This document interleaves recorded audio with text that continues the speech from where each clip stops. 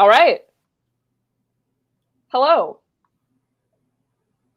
I was pretending to be frozen there for a second. Was I not supposed to be pretending that I'm going to be frozen? I don't know.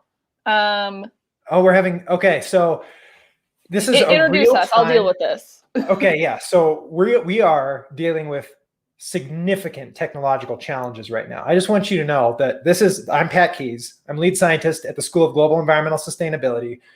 And I'm not just that. I'm also one of the hosts for the Sustainability Happy Hour, which is where we are right now. But I want you to know that my co-host, Micah Bennett, who is busily on the other side of the screen, as you can see, putting out a very significant fire related to a technological problem that I have no idea how to solve. And so she's going to busily take care of that, but I'm just going to talk to you right now. How are you doing? It's the end of the week. It's Friday, TGIF, maybe. And some of you are going to have a long Friday. I know I'm going to have a long weekend, I should say, because of President's Day. And I don't know. I don't really know what to celebrate on President's Day. I know we're supposed to celebrate presidents, but sometimes it just doesn't feel like it's a normal holiday. Do we even have President's Day off, Micah? I don't think so. Okay, so my son is going to be celebrating President's Day because he goes to elementary school. And I think that will just mean we'll play in the snow. Okay, so I guess fun facts. Is it a fun fact time? It is. Sure. It is a fun fact. Okay, You're still figuring that out. I'm going to come up with a fun fact because I never prepare one. You can steal mine from the spreadsheet if you'd like. No, I can't steal. Oh, that's my dog. He's a fun fact. Hold on a second. This is so exciting because we didn't have this technical issue last time. We had a different. This is my dog, Tully. Oh, he's upset because the FedEx delivery guy is right there. Are you okay, Tully? Oh, yeah. Say something into the microphone. This is my fun fact. He's Tully. He's a rescue. He's from the Larimer County Humane Society. We rescued him when he was 1. And he had severe anxiety when we got him, and we trained that out of him by just, I guess, being really nice to him.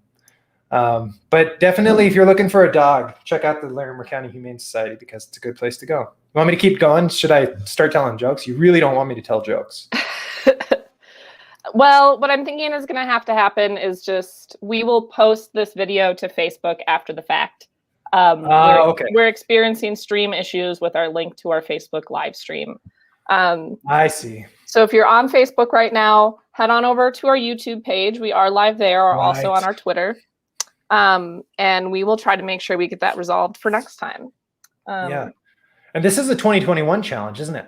It is a 2021 challenge. Because we didn't have this problem last year. Something changed. We tried to be innovative and use technology to our advantage. Stream to more than one outlet. Well, hey, let's just take a break. Micah, why don't you share a fun fact? All right. Yeah, I will share a fun fact. Before I do that, let's talk about who we're going to have on our show today, though. Oh, who are we going to have on our show today? We are going to have our very own Aleta Rudeen Weller. I wish I had a trumpet just then because I could have tried to blast out. I can't play the trumpet, so it would have been terrible. But she is a senior research and engagement officer at SoGES, and we're going to talk with her about a whole bunch of cool things. Yeah. But before we do that, we are just going to do our fun little, sustainability happy hour introduction. And that always starts with a fun fact. My fun fact today is that did you know that 91% of students in the UK higher education system are fairly or very concerned about climate change? You didn't know that, honest, did you? That seems very reasonable to me. I'm sort of going what's going on with the other 9%? Because climate change is sort of an all-consuming problem. But that's good. At least it's 91%. I wonder what it is in the US. Do you think it's higher or lower here? Probably lower. I don't know. I don't know. I'm not going to look that up right now. Yeah. So that's my fun fact. And it relates to the news story that I want to share with you today. Oh, okay. Our news story today comes from University World News, and we will put these links in the show notes. It is called Climate Commission Unveils New Toolkit for University Leaders. What is happening is that the Climate Commission for UK Higher and Further Education, the students and leaders, that is a long title, But they've launched what they are calling a higher education climate action toolkit to help vice chancellors, governors, and senior leadership teams in universities in tackling the climate emergency. So this is just what it sounds like. It's a toolkit, and it's going to outline 5 areas in which action can be taken at this university level. They outline and give advice and suggestions in leadership and governance, community engagement, research and knowledge exchange, teaching, and campus management. So for example, under teaching, this toolkit is suggesting that, university-wide in the UK, staff are carbon literate and that they have an understanding of the United Nations Sustainable Development Goals. And so what I thought was interesting about this was that, that is a lot of what, we deal with here at CSU and at SoGES too, right? Is university-wide understanding and engagement on sustainability and particularly climate change. And so what this UK organization has done is sort of centralized it all into this one toolkit to try to provide an overarching guidance to all of the universities in the UK, which I thought was pretty neat. Pretty awesome. Yeah, this is sort of exactly the thing that we need right now, because I'll be honest. So I teach a class on sea level rise to undergrads, and a lot of the undergrads come in and say, this is awesome that we have this class available, because we need more education on what's happening with climate change, what to do about it, what the impacts are going to be, where are we going to be headed in the next few decades. And so the more that there can be at sort of institutional levels, like at a university level, that's exciting to see that sort of thing is going to be made available. Maybe we can see whether or not we can import it across the pond. Yeah. Okay. Yeah. So that is our news story. That's the news story. Okay. That's our news story. Yeah. That's the news story. I'll take that away then. Remove. Okay. I have to admit, I'm a little discombobulated from the Facebook streaming. I am as well, and I apologize. And I do apologize to our Facebook viewers. What I'm going to try to do right now is head into that Facebook event and pop that YouTube link in there. But you're going to do that right now? I'm going to do that right now. So while I do that, do you want to maybe bring on our guest? Yeah, well, let's see. Is our guest ready to be brought on? Thumbs up? Thumbs up. Hey, we're ready to go. Okay. Hello. Hold on a second. I'm going to try and move me down. There we go. Okay, good. Welcome. So this is the Sustainability Happy Hour. Welcome to our show. And maybe we briefly introduced you, but maybe you could give your own introduction very briefly. Tell us who you are, how you connect in at CSU, and anything else you want to share today. And a fun fact if you want, but don't feel obligated, because that's pretty stressful. Did not prepare a fun fact. That's okay. I never prepare a fun fact. I always forget. You always make it up on the spot. It's always really good. Yeah, my dog just was barking, so it was convenient. Okay. But who are you? Tell us about yourself. Hi. I'm Aleta Weller. I am the Senior Research and Engagement Officer here at SoGES. I work with the two of you and another lovely group of people. So I've been at SoGES for just over 8 years now. And my job is to think about how to connect people doing interesting sustainability work on campus. And so, how can I help people find each other? How can we run interesting programs that help people do good work that's interdisciplinary and cross-disciplinary at this campus, and connect with the community as well? And so yeah, that's the best gist of what I do for SoGES. Yeah, and sometimes, spoiler alert, Micah and I know Aleta pretty well. But I guess one of the ways I sometimes describe what you do at SoGES and for sustainability at CSU is you are so many people. You have a mental Rolodex of what so many people on campus do, and how they could plug in and connect with each other in a way that it's almost it's hard. That's something that's it's sort of hard to bottle that lightning, that ability to keep all of those people connected and together and be oh, you should definitely be talking to that person, or, oh yeah, maybe they've tried working together in the past, so I won't even suggest that. So I don't know. It's just and so when you started the job 8 years ago, which by the way means you have institutional knowledge. Yep. I don't know what the bright line is for that, but did you know that was going to be part of your job? That you were going to become sort of this almost I don't want the glue of some of this, like connective tissue for the campus when it comes to sustainability? I mean, well, you kind of never know what your job's going to really be like. That's true. That's totally fair. But yeah, I mean, I knew what SoGES was all about, right? Which is, you know, like we are structurally and strategically created on campus to do that work, right? Like to help people succeed when they come to us and help people succeed in their own space and to foster more interesting creative work on campus. And like that is true. Like I'm a super interdisciplinary person from my background and the work that I've done. And I knew that's what I was getting into. I think there's been a lot more opportunity for it just based on who I've met and what we've done, right? Like the programs that we're doing are really fun. The people that I've met are really interesting. And there is a lot of energy at CSU around sustainability. And yeah, that's true. Okay, so you just mentioned something. I want to backpedal a little bit. You said your interdisciplinary background. Maybe, so we have a sense of what you do at SoGES, and but maybe you could walk us through, like, what is your background? I have, okay, so I have an ecology degree, which the only reason I'm laughing, it's a rangeland ecology degree, and I'm laughing because I don't do anything with rangelands, but I was doing, my graduate work was all in collaborative process and conflict management, right? So I was more of a social scientist in the range program. And before that, my bachelor's is in international political science, right? So like and then I worked at the Ecological Restoration Institute during my undergrad. So like forest, fire, and restoration work. So I've always been. And both of those were at CSU? No, at Northern Arizona University. Okay. And yeah, so I mean, like I've always been, you know, and I've had lots of other different jobs and stuff in between all of that.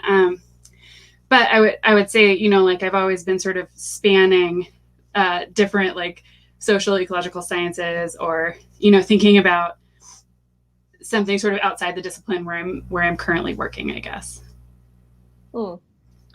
That's great. Thank you. Yeah.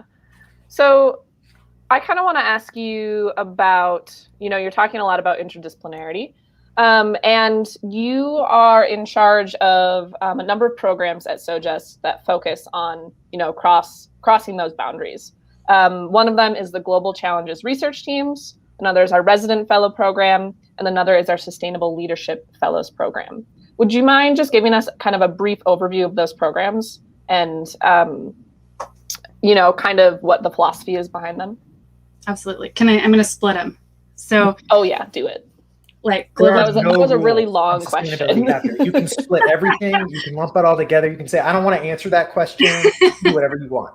Okay, so Global Challenges Research Teams and Resident Fellows, which are both seed funding for faculty at CSU to pursue interesting creative research projects related to sustainability. So we've been running those two programs since 2008. It's super long time running as far as like seed grants for interdisciplinary work are concerned. Well, and that's basically when SoGES started too, right? Yeah. They're like our flagship programs, right? Yeah, those sorts of programs like go away within 5 years usually. They're like, we're done with that. It's not successful. We didn't figure it out. We can't make it work. Right. Well, so we've been revising them and like tweaking them every year since they've been running. We do a really thorough review and analysis, but the thrust of the programs hasn't changed, right? Which is basically, you know, how can we give seed money to faculty to approach a sustainability like grand global challenge in a different way. So, you know, we require interdisciplinarity. If you really think about like sustainability, global grand challenges, we need to throw everything we can at these, which means that we need people to think, like to come from a diversity of approaches, to think outside the box, to work across disciplines. Like we need everything we can possibly get. And so we're here to help sort of faculty work across colleges at CSU to address those big challenges in a creative way. So like we think like high risk, high reward. We want you to propose something that's so crazy and outside your normal discipline, or working with the most unique collaborator that you wouldn't have originally thought of, right, for the project or something, so that you can come up with a really truly unique and creative, inventive approach to this challenge. That said, you know, maybe it'll fail. Maybe you realize that it doesn't work, and that's great, and that's part of the point. But I also like to think of, these programs, the research programs, so like we can articulate what we do on campus as a result of that to some extent. But maybe the bigger and more interesting thing is that we're also like building the capacity of CSU to tackle difficult problems from a research perspective, right? So like people know each other, they've worked on teams together, whether or not those continued. They've found people with expertise that they can call on. So we as a community, as CSU, we're more nimble and able to look creatively at those things. And on that note, I mean, I was just, as you were saying that, I was realizing there are a bunch of these projects that have gone on to become much like successful in their own right, like spun off, and it's almost like these seed grants are also like a little bit of like just enough capital and motivation to get people to start these new things. And there are centers that have started on campus. There are like probably multi-million-dollar grants that have come out of these. Yeah. I mean, can you just like, I'm sure you could probably name 10, but maybe you could just name a couple if you wanted, and like briefly talk about how that success can be traced back to this program. Sure. Yeah. So like a good example is Patch, the Partnership for Air Quality, Climate and Health. Probably half the people working on that team have no idea it was originally a GCRT, right? Definitely.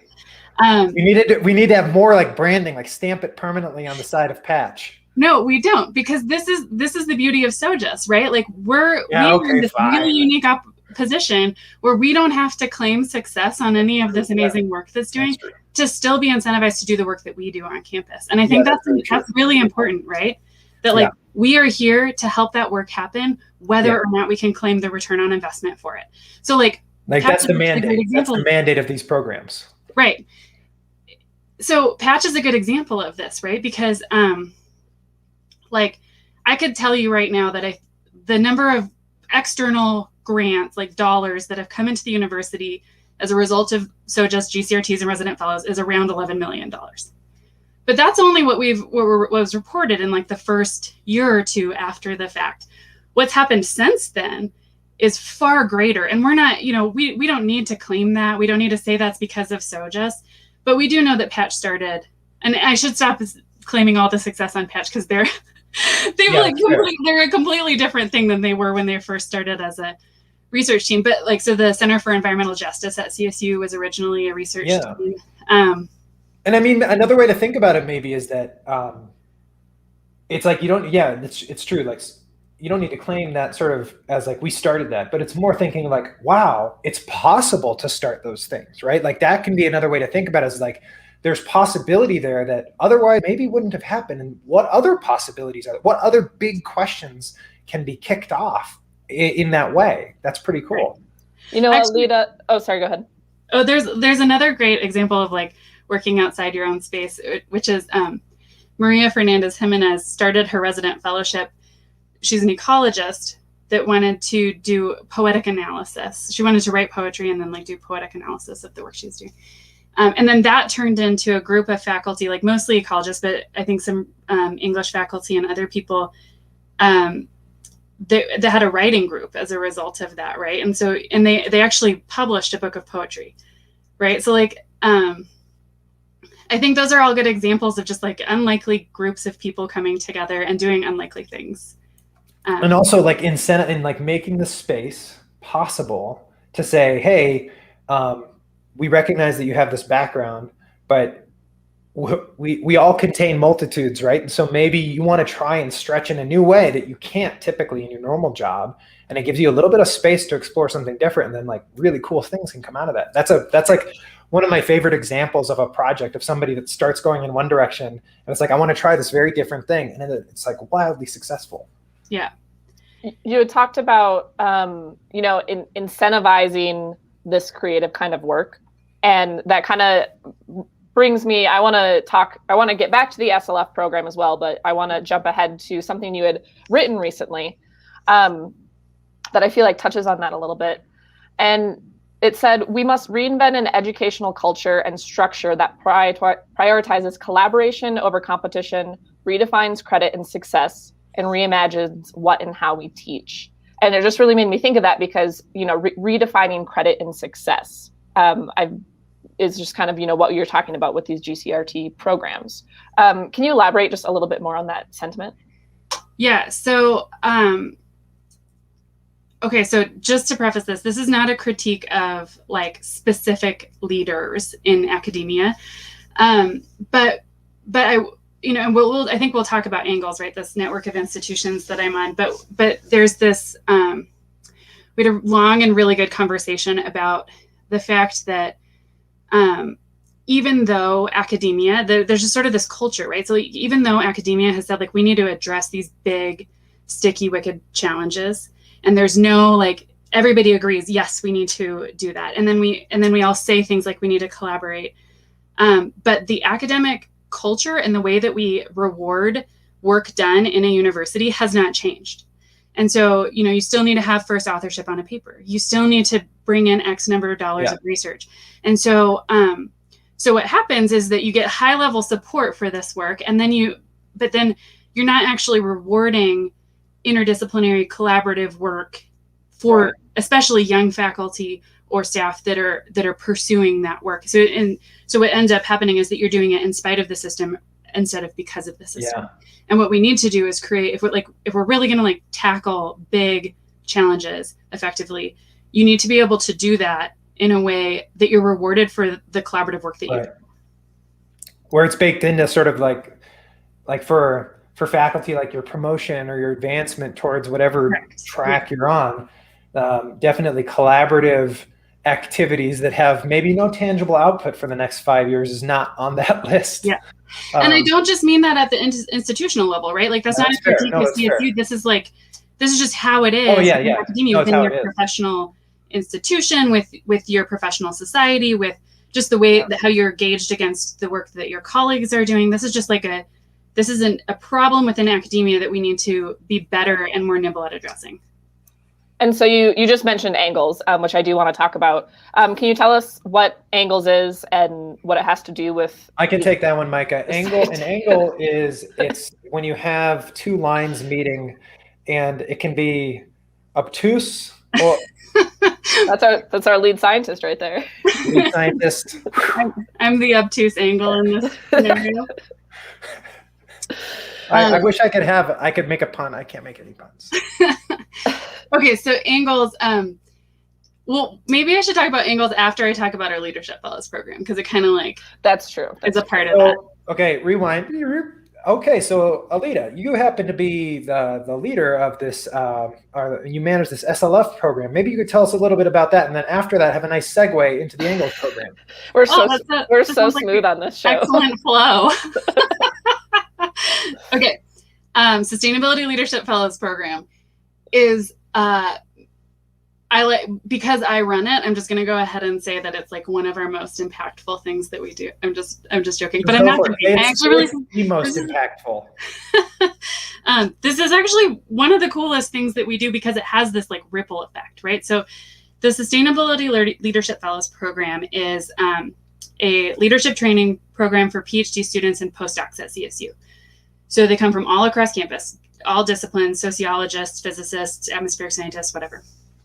And we're basically giving them, so they're people who are doing sustainability work in their degree, right? But they're earning the terminal degree in that field or just recently did.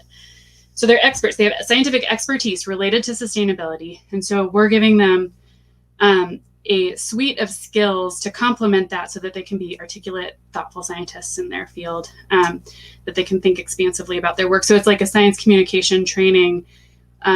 We talk about interacting with policymakers. We work on understanding values and understanding your stakeholders, time management, being effective on interdisciplinary teams, things like that. So the Sustainability Leadership Fellows program, so like really quick, when we talk about sustainability, right? Like what are we talking about? We're not just talking about can we survive on this planet? We're talking about can we create a world where we would want to, right? Like yeah, absolutely. This is pursuit of a better world. Yeah.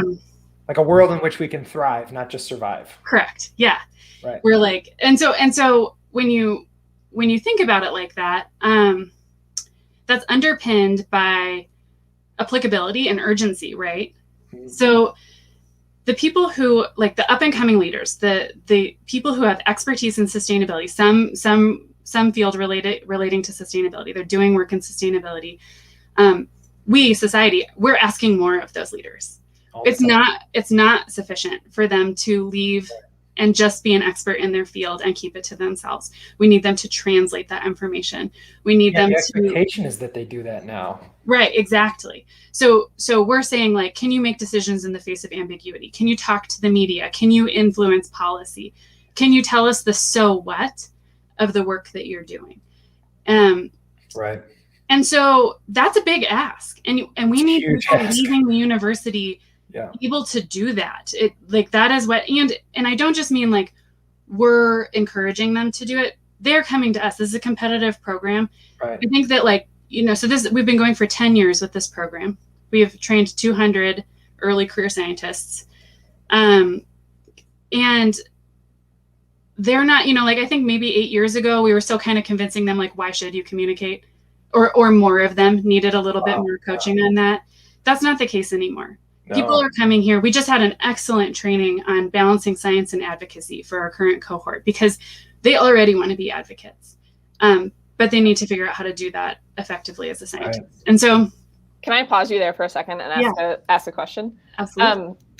So, for our audience, why do scientists need to know how to communicate?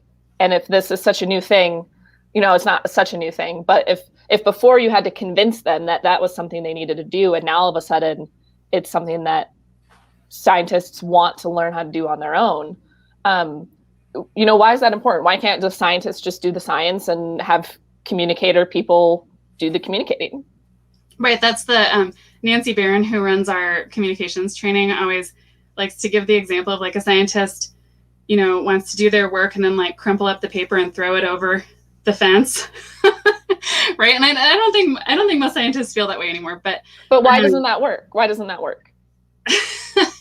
Well, I mean, we all know why that doesn't work, right? Like, we're seeing things unfold in real time where that did not work well, right? Like somebody knows something that they need society to know.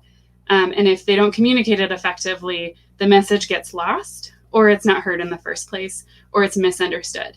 And so yeah, I mean, like scientists are basically out there figuring out all kinds of things that we need to know as a community. And it's not enough to just, like, if you have a really jargon laden narrative, or your presence is really, like, off-putting, or you are super confrontational with, like, the wrong person, then the message gets lost, and we need people to know the message. That doesn't mean that every scientist should be a good communicator, but for the ones that are interested in doing that work, we want to give them the skills so that they can do it well, right? Like, I think that's a really, like, critical part of that, where it's like not everybody either can or will be a good communicator, but at presently we're doing almost nothing to equip scientists leaving academia, or even if they stay in academia, there's almost no investment or training in how do you actually communicate what it is that you're finding to people that aren't in your niche field, right? Right. And so I think, I totally agree, because there will be scientists that they don't even want to throw that crumpled up piece of paper. They're like, that was meant for a journal article, not for you. And okay, they might never actually be able to effectively communicate that science, but some scientists really want to. Yeah. And we want the people who are interested. This is kind of the same with everything that SoGES does, right? Like, the people who are interested, we want to work with you to do it well, right? So that, like, we don't need to work with everyone, but if you're interested, come to us, and we're excited to help. And can I ask a meta question, though, about the SLF program? So the thing about a lot of these SoGES programs are that they've managed to sort of develop almost like a good reputation. It's like, oh, I want to apply to that thing, like the GCRT program, and, like, have a team that's going to ask this kind of, like, out there cool sustainability question. or I want to apply to be an SLF. You don't get any money when you get to be an SLF.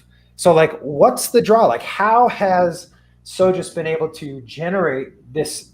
And it's for good reason. Like the things that people learn is high value. Like, it's not in money. You don't get like dollars. You get training, and that training is worth a lot. But how did that kind of effectiveness percolate out? You said after 2 years you still had to convince people, but it didn't take long.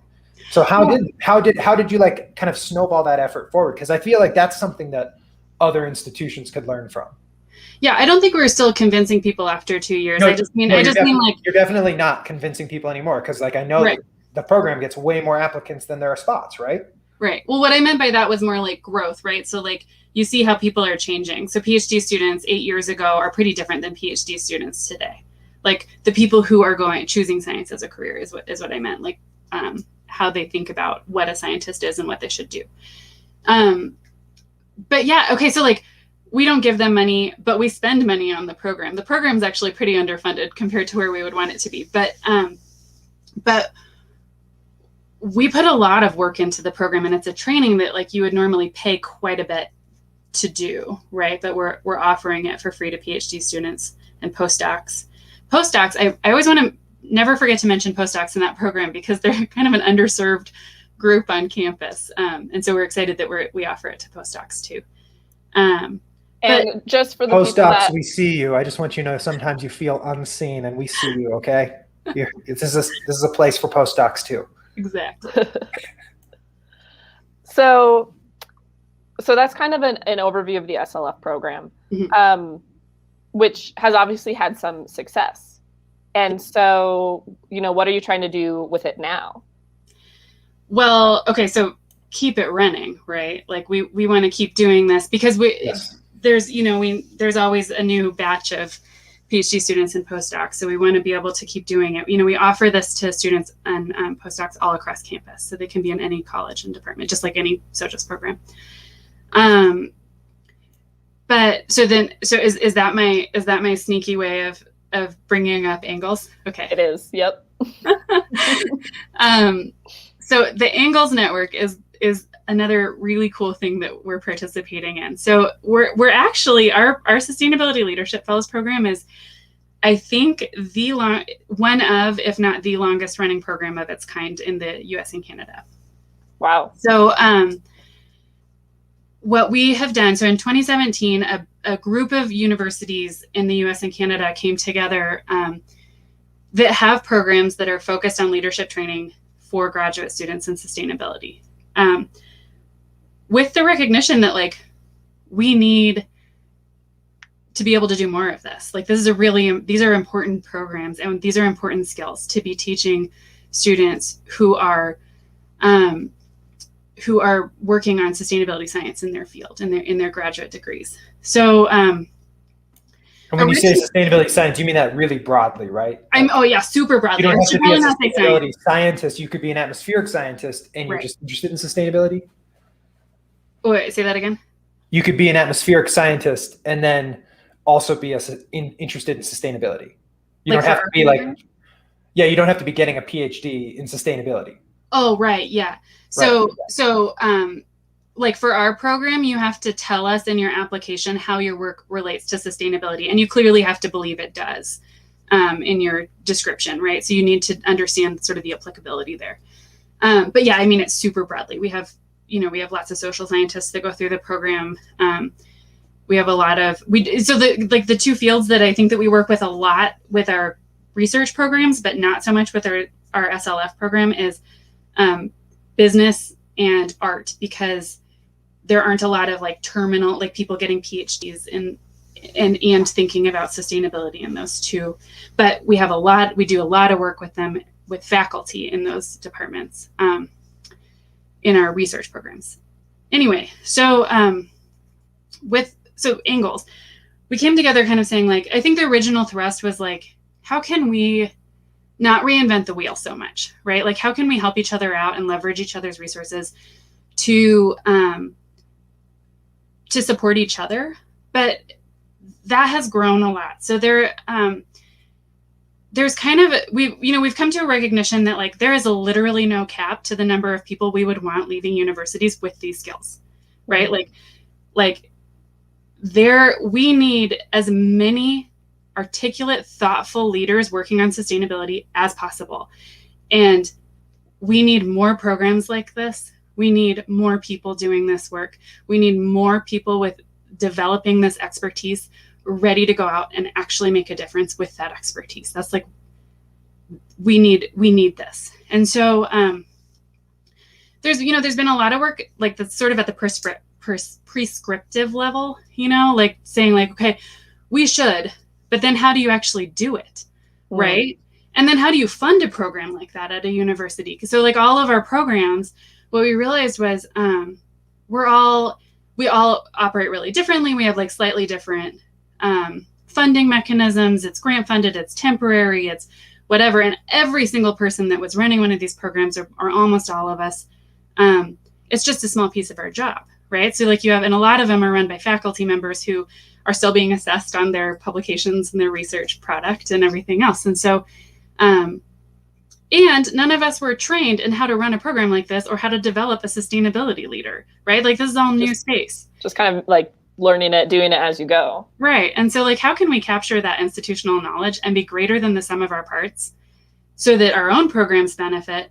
But how can we also lower the bar for entry so that other programs can benefit from that institutional knowledge, that other programs can get started, that somebody at an under-resourced institution can still find resources and materials and training plans, and importantly, like pitfalls of doing this work. And so everyone in the network is really dedicated to not just sharing their own program success, but also their failures and like being open with each other. And that's hard to do. I mean, that comes back to sort of this collaboration over competition piece, right? Which is to be willing to share that type of information. That I think that a big part of that is that we're all working in pursuit of a higher level goal, which is a better world. Yeah, true. And I think that's really important. And that is a big piece of what we're doing. Yeah, it's interesting. There are not many places where you get rewarded for being frank about your failures. Right. It's also like risky because then you say, oh, our program, it was great for 5 years and then it fell apart. And it's like, then they're going to take away even more of your funding if you admit that a lot of the time. So figuring out how you can have the space where you can be like, yeah, this doesn't work, don't do that, but then not be penalized for that because you're like, the goal is to make sure everybody can learn from that mistake. That's tough.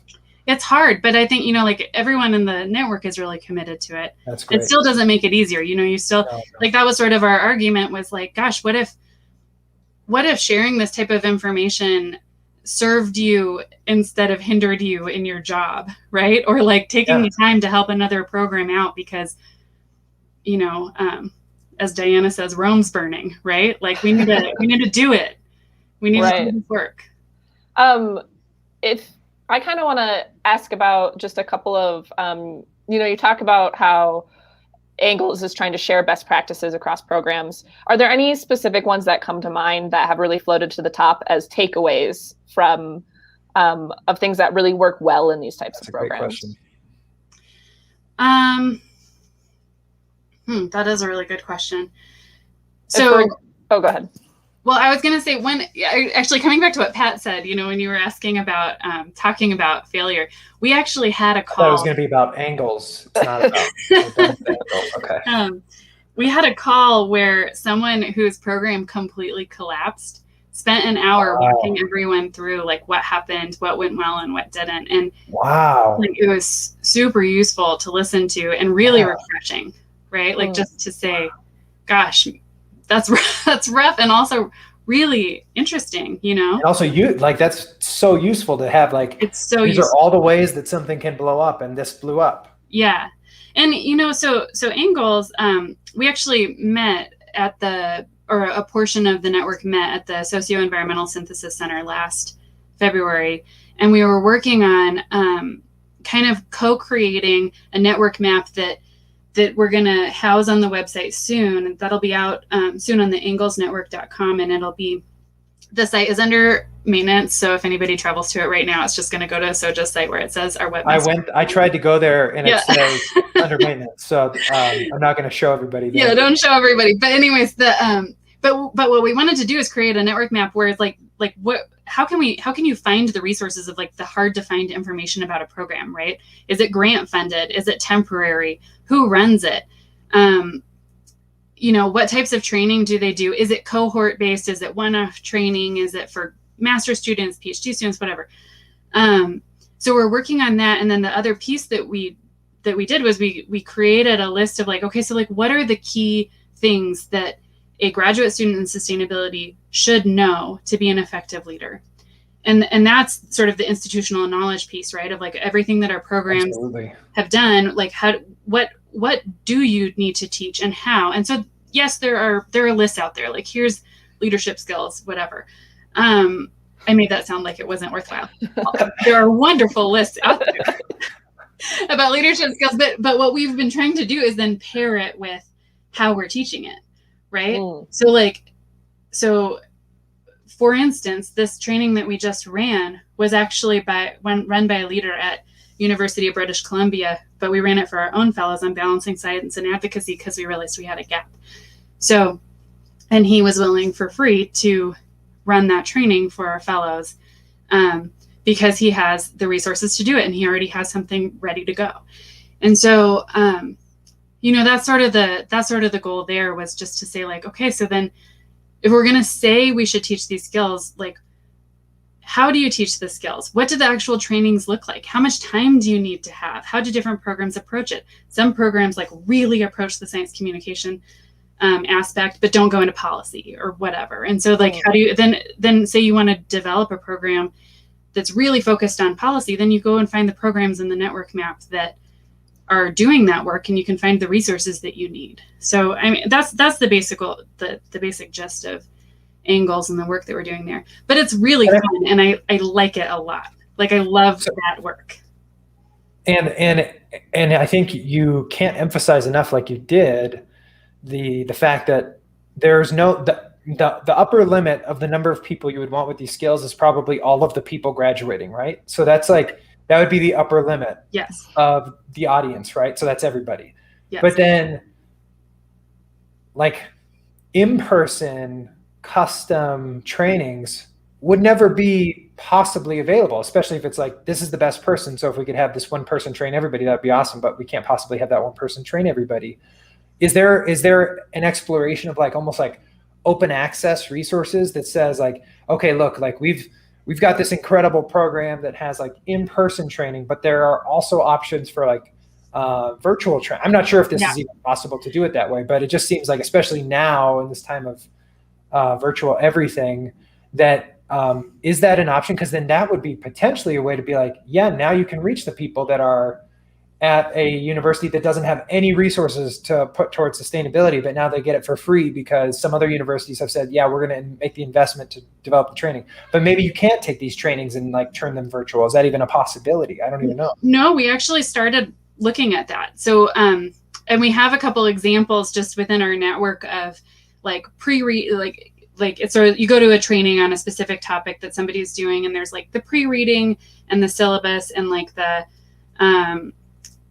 like an explanation of how to run it, and maybe a paired video if you either want to play the video or do it yourself, like train the trainer stuff, right? And then maybe post work and whatever.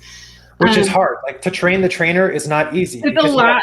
So much goes into like developing that package. Right. It's a lot of work. And so like back to the part where everyone in Ingalls has a totally different job, and this is like kind of a side gig, right?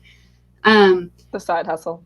Yeah, that's, I would say it's like tabled until we have a really amazing donor that wants to fund that work. But for now, hey, really amazing donors, have we got an opportunity for you?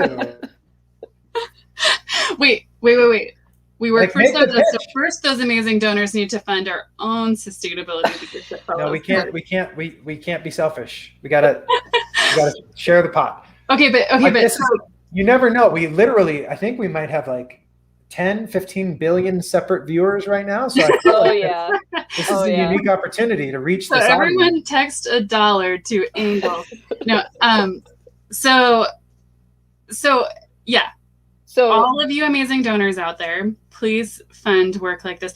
But right now, like the near term thing is that the information is there. So if you realize like, gosh, this university is doing a lot of training on diversity, equity, inclusion, and justice for their leadership fellow program, I'm going to reach out to them, just figure out what resources they have. And that's like a good near-term step, right? And so that's where we're at right now. Yeah, getting kind of that cross synergy going on. Yeah. And I just wanted to pitch the fact that we have the 2021-2022 Sustainability Leadership Fellow application. You want to know what's funny? Is that when we booked Aleta for this date, I had no idea that our application is going to be open right now. So this is just a very happy coincidence. It's a very happy coincidence.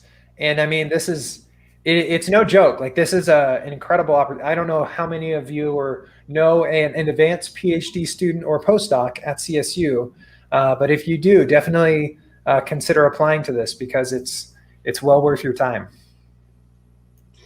And like everything that we do, right, we're really trying to balance the time commitment. So, you know, we try to keep the time commitment small. Same with our research programs for faculty, right? Like how can we do the most good and help them with some administrative stuff and anything else without requiring a ton of work, right? Because that's like, we don't want to take away from the sustainability work that you're doing. And same with for our leadership fellows, you know, the time commitment is pretty manageable. So it's always that balance, right? Totally. So we're starting to get up on time here, but we do have a couple of final questions that I want to ask you. Okay. What parts of your work, you know, take that as broadly as you can apply it, inspire you most?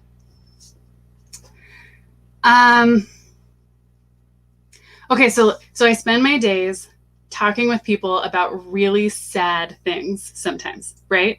Like my favorite example is one of our fellows who was doing all of her work on orphaned African elephants, right? You know, like is that who is that? I think Jenna Parker, right? Yeah, we had her on. We had her on last year. One of our inaugural guests. How'd you do with your science communication? No, so or like, you know, thinking about climate change or and that can like those topics can get pretty depressing, but I'm also really energized by how many people are thinking about those things, right? Like there's so many people that are spending all of their energy solving those problems, and just here in Fort Collins, right? Like you can think of hundreds of people that are worried and thinking about those topics right here. And so just knowing that there's so many people, what is it that Mr. Rogers says? Like, look for the helpers. That's the most inspiring. Is that what the question was? Inspiring? Mm-hmm. That's the most inspiring thing. It doesn't matter. That was a great answer. Whatever question was asked. That's like the classic, I'm going to pivot and tell you what I want to tell you. No, but that's exciting, right? Like there's so many people that really care. I mean, so I'm also on the board for the Sustainable Living Association, and that's like another excellent example of how much energy there is locally, thinking about and caring about pursuit of a better world. And I think like that is really inspiring. That's great. Yeah, and just to make sure everybody knows, you're not just on the board, right? I'm the president of the board. Because like if you say, oh, I'm on the board of something, you can sort of be like, yeah, you're on the board. Okay, you just sit in the back and you're on your phone. You know, if you're president, you actually have to do something, as it turns out. Yeah, but yeah, I think there's there's a lot going on. And actually, you know what? That's actually something good to mention for anybody that's watching that's not part of the CSU research community, right? So SoGES, we have a lot of programs to help you if you're part of the CSU community, and we interact with a lot of community members. But I think that this happens a lot with like at our Managing the Planet panels and things like that. There's sort of this audience of local people saying, well, okay, so like, what do we do? Go to the Sustainable Living Association. That's a great place to think about what you can do locally to really, you know, to help. Yeah, I think a lot of people, you know, they care about and think about a lot about all of these big challenges ahead. and then get stuck because you sort of feel like you don't have agency. You're like, all right, what do I do? How do I solve climate change by myself? Right. And like there are people and places out there to go take action and like do tangible things, which is cool. So is this the right website? Sustainable Living Association? So they have a leadership program that's not like our leadership program. It's like the reverse. And they're actually accepting applications too. This is for local business leaders who want to learn more about how to make an impact on sustainability and like take that back to their business. Cool. So it's like the reverse, right? We're taking people with sustainability expertise and giving them leadership skills, and this is like for leaders to get sustainability skills. This is awesome. Cool. Yeah. But yeah, that's so you're not on their homepage, you're on that specific program page. But yeah, right. Yeah. And then if you want to contact for general information, you can just contact here. Yeah. Okay, cool. So our final question that we like to ask our guests, and I guess you kind of already talked about what inspires you, but this maybe does not have to be in your professional realm. What right now are you hopeful about?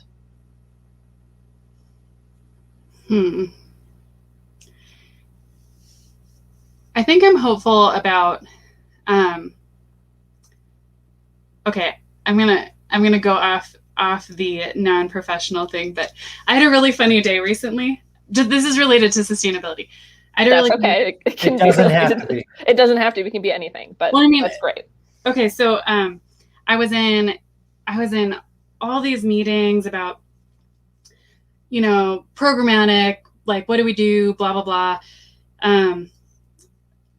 It was in December, and I felt like you're just kind of feeling like the meeting zoom out, right? That happens. Like you've been on so many Zoom meetings and everything else, and I care a lot about the things that we're talking about, but you're just kind of tired of your day and everything else. And then I'm sitting there later that evening, and my kindergartner was learning about natural resources and he's in a reduce, reuse, and recycle unit for school, and decides that we should no longer use paper towels in our house. And he like made a sign and taped it behind the paper towels with like a person holding a paper towel with an X through it, and then like a person holding a cloth towel with a circle around it. I love kindergartners. And I just had this it was like this really sweet moment where like he did more for sustainability today than I did in like my 10 meetings. It felt like, just implementing a new policy in the house. But I thought it was a sweet reminder that there's people with energy and passion about these things that are still up and coming. Yeah, that's great. Good answer. A+. Well, Aleta, thank you so much for joining us today. Thank you. Yeah, thanks for having me, guys. We're going to say goodbye to Aleta for now and get to a few more SoGES plugs. That's right. Not that this whole show hasn't been about SoGES things, but we talk about it because we believe in it and we care about it, and like we want to share it with you. All right, thanks a lot, Aleta. So yeah. Okay. All right, so a couple of updates. As always, you can and should sign up for our mailing list for the Sustainability Happy Hour. Pop on over to sustainability.colostate.edu/sustainability happy hour, all one word. You will get reminders about the shows when it's coming up. You'll get details about our guests, and I will send you those emails directly to your inbox. So make sure you sign up for those. I recently signed up, so I've been co-host of this show for going almost a year now. It has been almost a year. 9 months, maybe 9 months. And I just recently signed up for the emails, and I have to tell you, it's handy to know it's coming, even as a co-host. And so all you do is you sign up here, and that's all you're going to get. You're not going to get any other updates about any other stuff that's happening. So this is just for the Sustainability Happy Hour. Indeed. Okay, and then what's next? We have got some great events coming up. The Antarctic Lecture Series, which is a series that has been long running, and that's usually held in the library in town, has gone virtual. Yeah. So that is going to be featuring Melissa Diaz, a postdoctoral fellow with the Woods Hole Oceanographic Institution. That is going to be on February 23rd. And you can register now. Yep, you can and should register now. It's free, but you do need to register to get that Zoom webinar link. And then last year, SoGES put the Managing the Planet panel series on hiatus due to the COVID-19 pandemic. Normally we meet at Abos and have some great food and use that great space. Right. And so unfortunately we did have to put that on pause, but it is now back in a virtual format. What? Yeah. Look at this. So on February 25th from 5 to 6:15, we're going to have our very first ever virtual Managing the Planet panel. Are you, wait a second. So I just want to clarify something. Are you telling me that on Thursday we could have Managing the Planet, and then Friday we could also have an Antarctic lecture? I think that's exactly what I'm telling you. Wow. You know, wait, I think no. actually, the Antarctic lecture is on the 23rd. Not the 23rd. Okay, so the 23rd is the Antarctic lecture. Managing the Planet is on the 25th. And then I think the 26th might be our next episode. I know. It's just a whole slew of events. I mean, if you can only make one event, we know which one you should go to. I'm just going to say. Do you want to talk about who our next guest is going to be? Yeah, I just have to remember who our next guest is going to be. I believe it's going to be Tony Chang. Indeed. Right? Yep. All right. Okay. And Tony we actually tried to get Tony to join the show last fall. He's a forester. He's a professor in the Department of Forest and Rangeland Stewardship, and he's director of Colorado Forest Restoration Institute at CSU.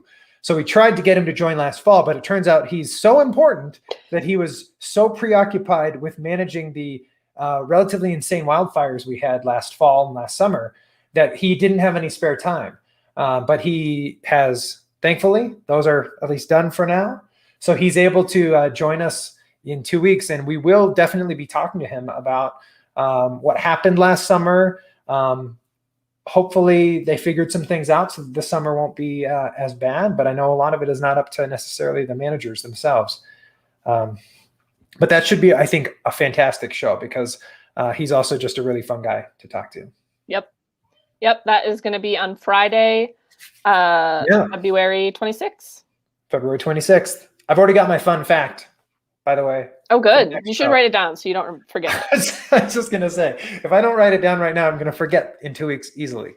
So I will write it down somewhere, maybe on like a scrap of paper that I plan on throwing away later today. That sounds good. Yeah. Okay, good. Okay, well, thank you everybody for sticking with us for this show.